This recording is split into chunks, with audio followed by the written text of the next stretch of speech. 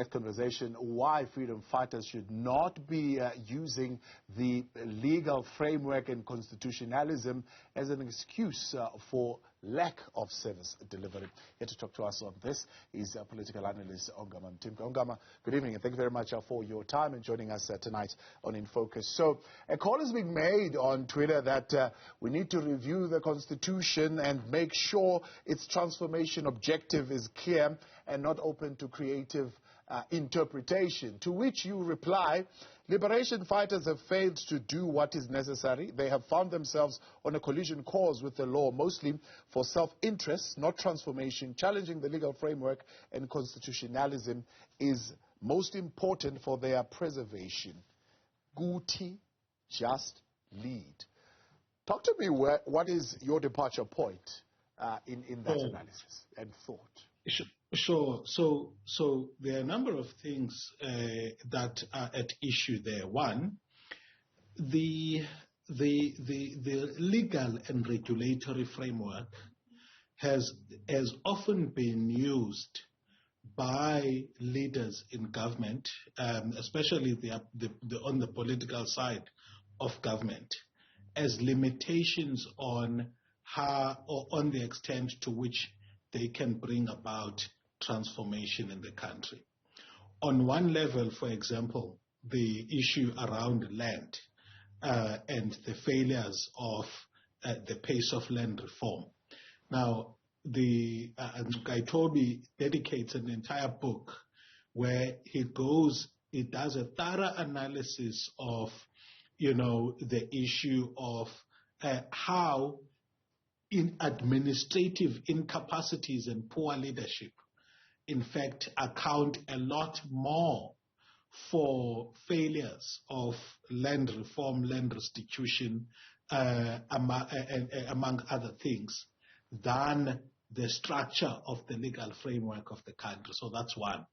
The second one is that we have had an increasing mobilization. I think this year kick-started by Minister Lindiwe Sisulu to say that the Constitution itself has got a debilitating effect on the extent to which, transformation or greater socioeconomic benefits could be achieved in the country.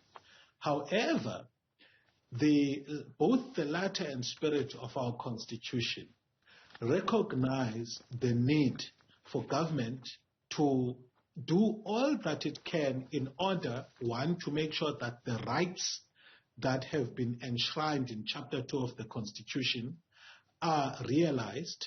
Okay, it says the state must do all that is within its power, within reasonable, with reasonable resources to make sure that the rights are realized. And also, throughout the various sections of Chapter 2 of the Constitution and the preamble, there's a recognition that there needs to be redress in South Africa.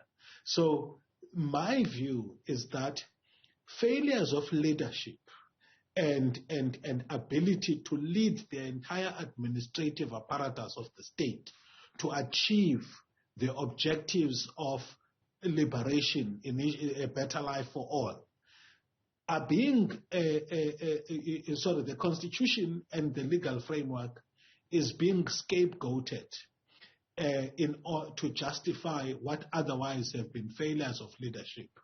So my view is that liberation fighter, what brings us here, where there's agitation for anti-rule of law and the sentiments against the constitutional order of the Republic, is the fact that many of the leaders of the ANC, particularly which has been the governing party, have found themselves one way or another on a collision course with the law, and as such are creating a political environment in which they are casting aspersions on the credibility of the judiciary, so that whenever the judiciary finds against them, they may be able to exploit perceptions about, lack of integrity, compromised, or even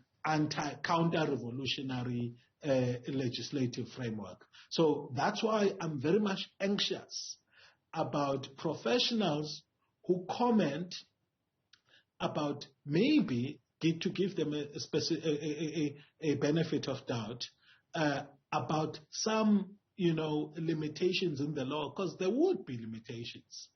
But if people are not specific, then what may be well-intentioned critique may actually lend itself to a political process of casting aspersions on the rule of law itself in the country, which is not aimed at achieving the best interests of the country.